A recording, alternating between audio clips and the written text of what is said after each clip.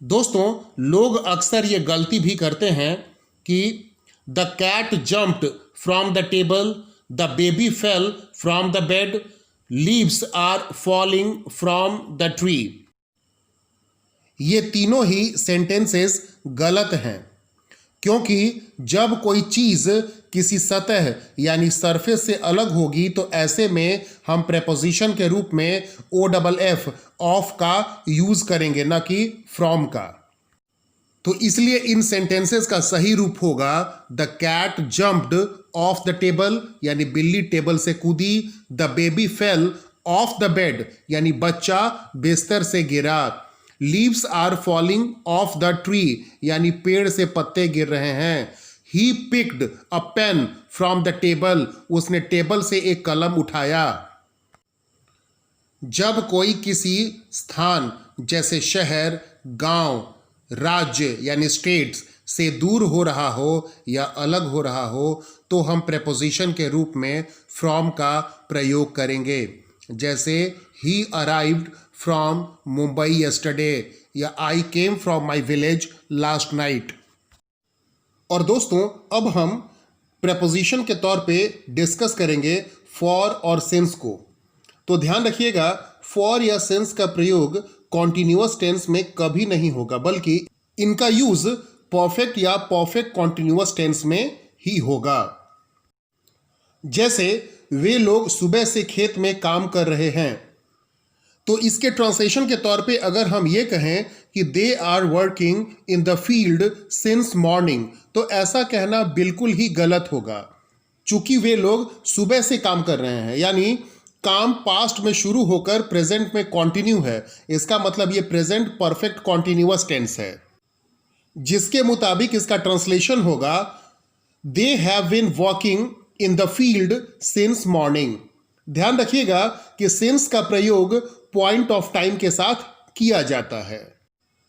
इसी तरह से वे लोग 10 सालों से यहां रह रहे हैं, they are living here for 10 years. ये गलत है, क्योंकि ये भी काम पास्ट में शुरू हुआ 10 साल पहले और अभी भी जारी है, तो ये भी प्रेजेंट परफेक्ट कॉन्टिन्यूअस टेंस का सेंटेंस होगा, जिसका ट्रांसलेशन होगा they have been living here for 10 years. For का यूज हम पीरियड ऑफ टाइम के लिए करते हैं, जैसे 2 घंटा 2 आवर्स 35 डेज 35 दिन 32 साल 8 महीने। तो इस तरह का जहां पर संदर्भ हो, एडवर्ब ऑफ टाइम का यूज किया जाए, वैसे में हम लोग फॉर का यूज करेंगे।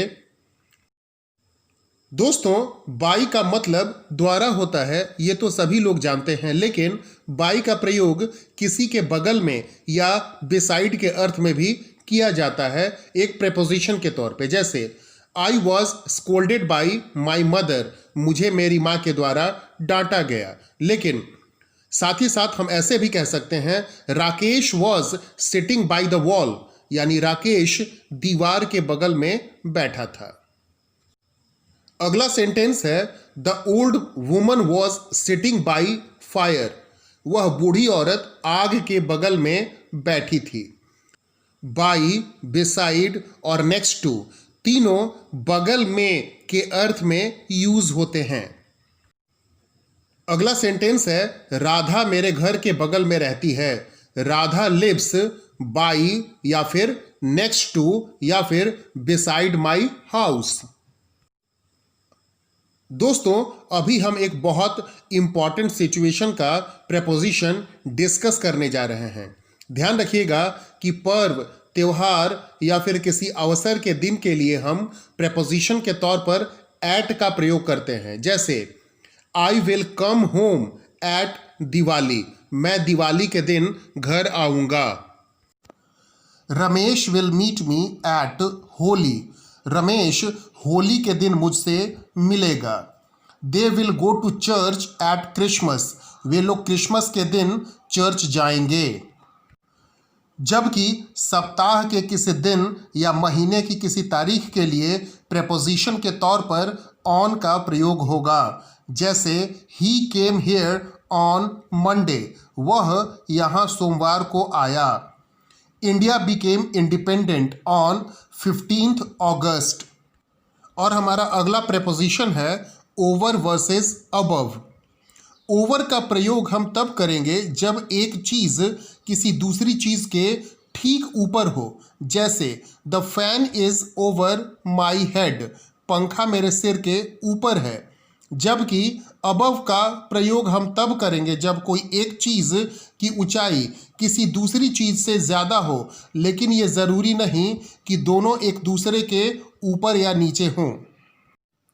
जैसे Shimla is located above Patna from sea level, यानी समुद्र सतह से या समुद्र तल से शिमला पटना से ज़्यादा ऊंचाई पर स्थित है। इसी से संबंधित अगला सेंटेंस है the helicopter is flying over Delhi, यानी हेलीकॉप्टर दिल्ली शहर के ऊपर उड़ रहा है। The aeroplane is flying above clouds, यानी जहाज बादल से ज़्यादा ऊंचाई पर उड़ रहा है, पर बादल के ठीक ऊपर नहीं उड़ रहा। कहने का मतलब है कि बादल जितनी ऊंचाई पर पाया जाता है, जहाज उस ऊंचाई से ज़्यादा ऊपर उड़ रहा है। तो दोस्तों, ये था हमारा 2 सेगमेंट में प्रीपोजिशन का वीडियो। आपको ये वीडियोस कैसे लगे आप हमें ज़रूर लिखकर बताइएगा। आपका बहुत बहुत धन्यवाद।